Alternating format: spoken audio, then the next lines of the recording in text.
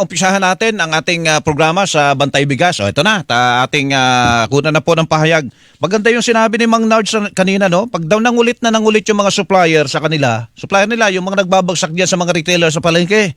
O may mababa akong presyo ng bigas dito. Totoo na daw yun. Pag mayat maya sila tinetext, ano kaya ang dahilan? At saka meron pa tayong Rice for All program na halos magkakapantay yata ang presyo po mga kapuso sa 45 to 48. Nasa linya po natin, Assistant Secretary Arnel De Mesa.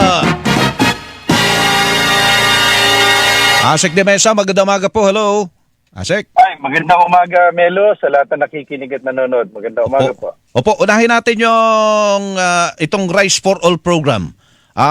Hindi naman ito yung 29 pesos, pero 45 to 48 pesos po ito. Para ito hindi saklaw dito, labas na ito doon sa mga vulnerable sector kung tawagin. Asek, ano? Di ba? Kailan ito mag-umpisa? Tama yan, Melo. Inaasahan natin na magsisimula ito sa lalo madaling panahon in the next couple of days or weeks, at pinaplansa na lang yung mga ilang paghahanda ng department para dito.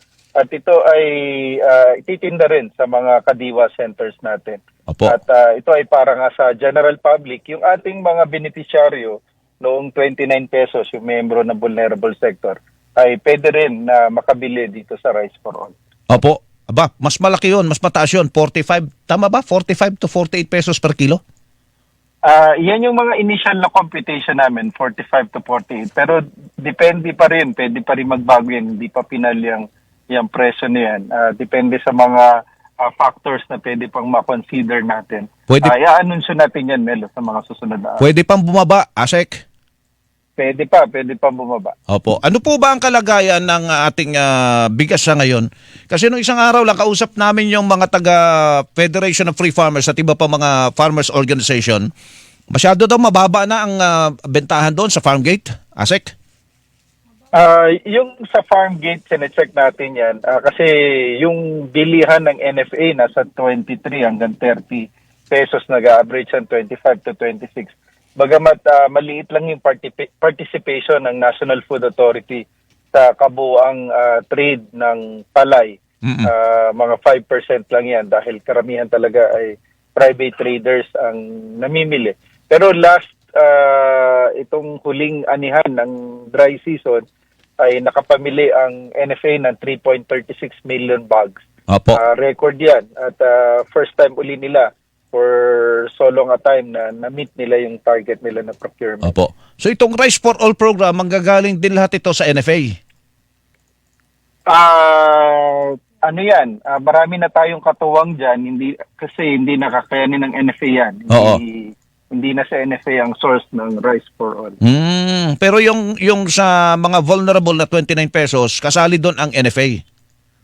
Doon sa natin 29 pesos, NFA talaga yung source natin dyan, yung mga aging stocks na 3 months and above of good quality pa. Oo. So ito manggagaling na ito sa mga magsasaka talaga po, itong para sa Rice for All program, di na sa NFA to.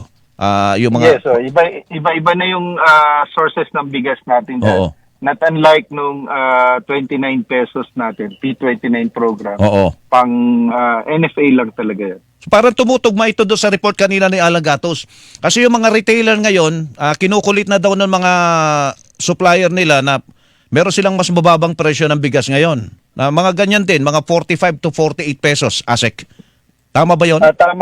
Tama yun dahil nag-take effect na rin kasi yung tariff reduction natin as per EO 62. Oo. At meron na rin yang in the next coming days, magkakaroon na rin yan ng epekto dahil yung ating imported na bigas as of 1st June, umabot na yan ng 2.2 million metric ton. Oo. Tapos may mga parating pa tayo.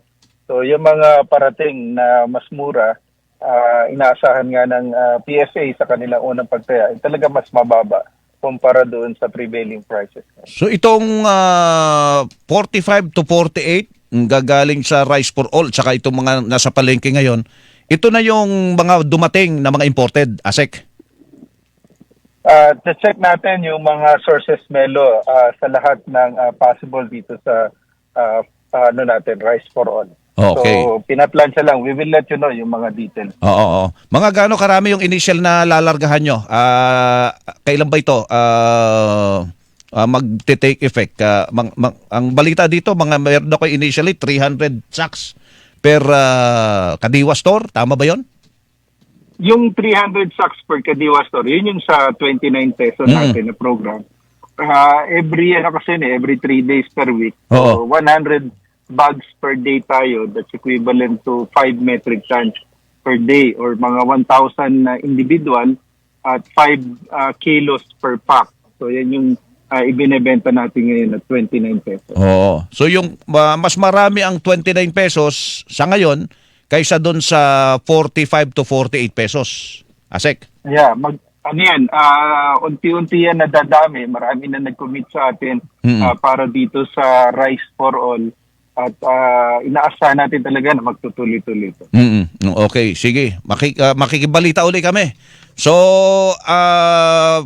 may mga nagtatanong na dito, saan daw muna mabibili yan? Anong mga partikular na mga lugar o buong bansa na baka agad dyan sa unang larga pa lang? Yung Rice for All. Kagaya nung sa 29 pesos dahil sa mga Kadiwa areas din natin ito ibebenta ng ating mga farmer cooperatives and association. Oo. I-announce namin kung saan. Sa ngayon kasi, yung P29 nasa 10 location. Oo. Sa mga susunod na araw, madodoble yan. And then by August, nasa Visayas at Mindanao na itong ating 29 pesos. Kasama na yung Rice for All. Okay, sige. Thank you. Good morning, Asek. Magandang umaga rin, Melo. Mabuhay ka. Maraming salamat. Si Asek Arnel de Mesa, mga kapuso, spokesperson ng Department of Agriculture. Super Radio. Ang ating po nakapanayam.